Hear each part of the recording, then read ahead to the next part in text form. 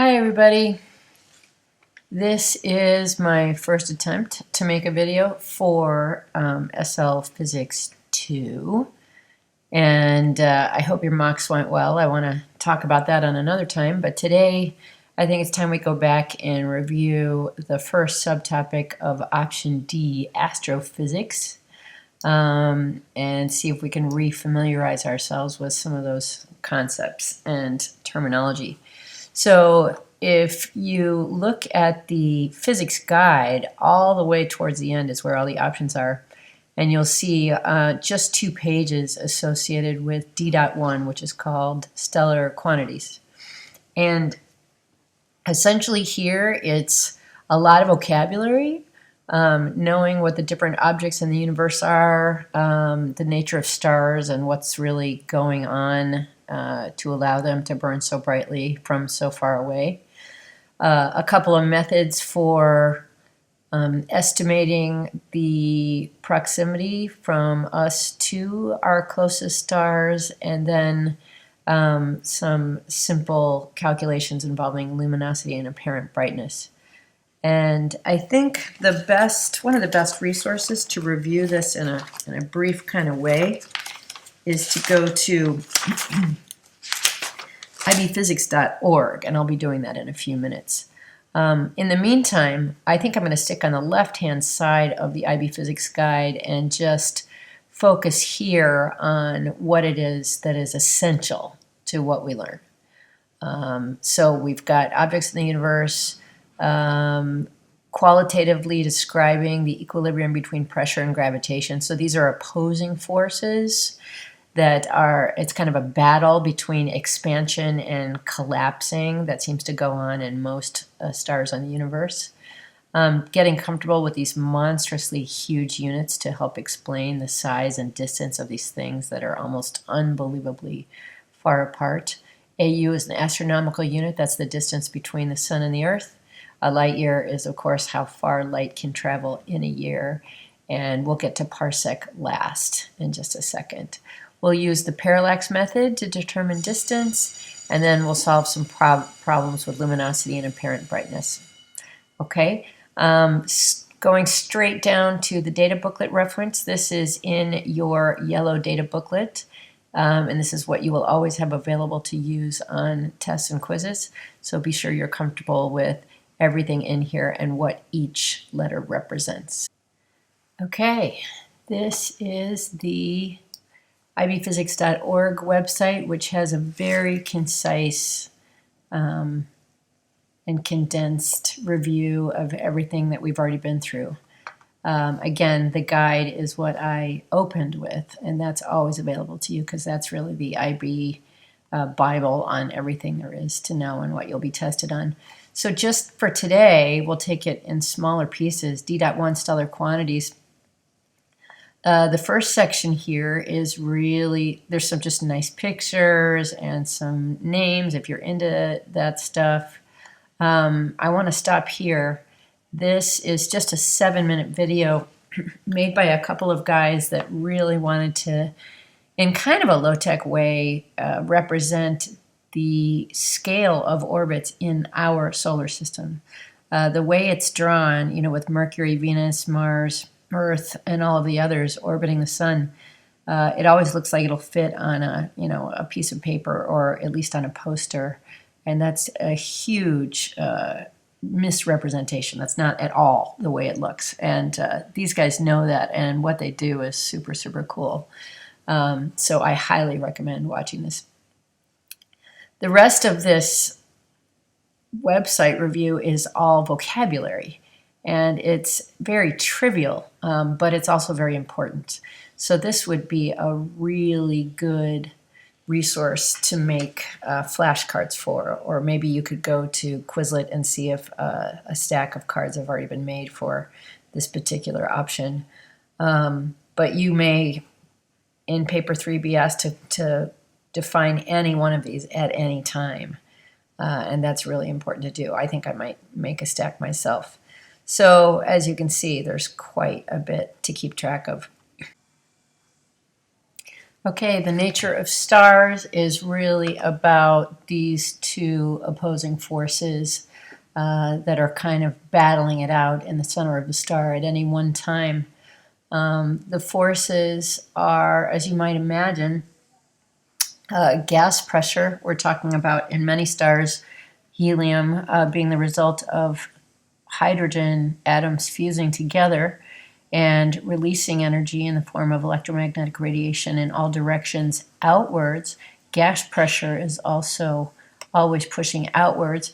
But as these things gather more mass, they become more centrally dense, and that creates a force pulling inwards, which is, of course, what gravity is all about. All matter is attracted to other matter, and if matter is condensing here, matter on the outer edge is going to be pulled inwards.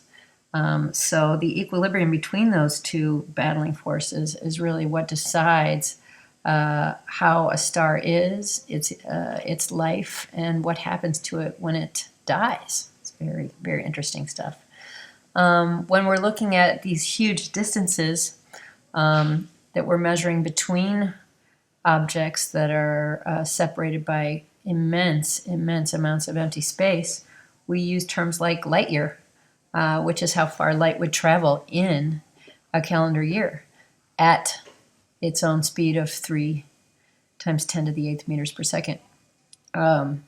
Anyway, kind of interesting stuff. We'll also use terms like parsecs, which will come in handy when we use the parallax method of estimating distances, which is something we did in a laboratory in class way back when. The last topic is just kind of a reminder of the difference between luminosity and apparent brightness. Luminosity is power. It's the power actually emitted from a star. It's an intrinsic quality of stars, and it's measured in watts.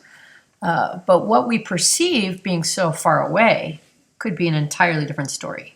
And that's what we call brightness or apparent brightness. And that is measured on really how many watts lands on or is received by every square meter of area, let's say on the surface of our Earth. So there's a nice equation that relates them all together, and that is this here.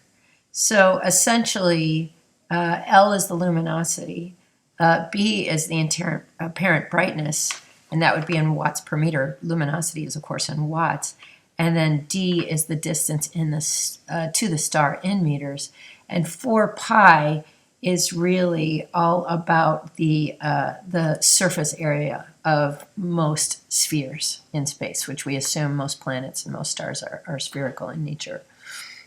So again, here are the variables defined for you, and then there will be some problems to work on, and I'll do a couple of samples for you before I assign homework.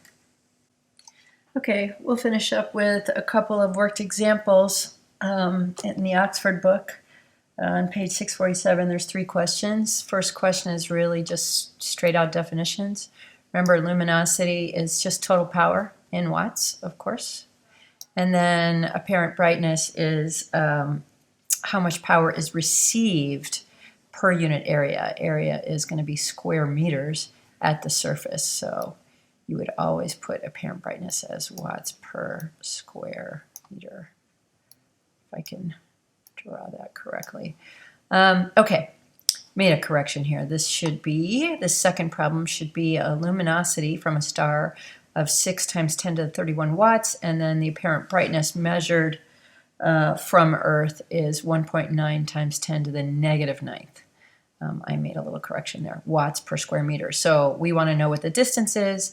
We're provided with a convenient formula, and so it's brightness equals luminosity over 4 pi times distance squared. And since distance is what we want, I just rearranged that, and I've ultimately solved for D, put in all the numbers, don't forget to take the square root, and that is what you get for distance in meters.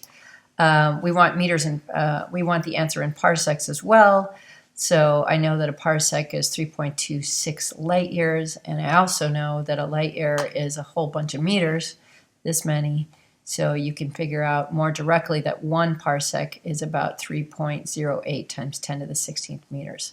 So if you convert the distance in meters, 2 parsecs, you get about 1600. 1627 would be correct, but it's even better if you keep in mind that 2 sig figs would be your better answer. And then finally, a very easy problem showing how to use the parallax method. Essentially, this is the sun, this is the Earth traveling around the sun, and at any point 6 months apart, the Earth will be on opposite sides of the circle it makes. The radius of the circle, of course, is an astronomical unit, which is a long distance that the Earth is from the sun. So we have this line here, and then we have this star that's off into the distance. It's not super, super far away. Stars that are super far away tend not to shift much in the sky, whereas stars that are closest to us, depending on how we're looking at them, where we're oriented in the sky, they seem to shift quite dramatically against the background stars. The angle that they shift is represented by the small letter p, which is what we call the parallax angle. It's a perception difference, and it's measured in little teeny tiny units, way smaller than degrees, called arcseconds. The nice and easy, cheesy formula that we can use, just straight triangle geometry, is that the distance from really us to this distant star can be approximated by taking the reciprocal of this shift angle, this parallax angle, okay? And so if the parallax angle is 5 times 10 to the negative 3 arcseconds, and you take the reciprocal of that, you will get the distance automatically in parsecs. So that's what makes this so quick and easy.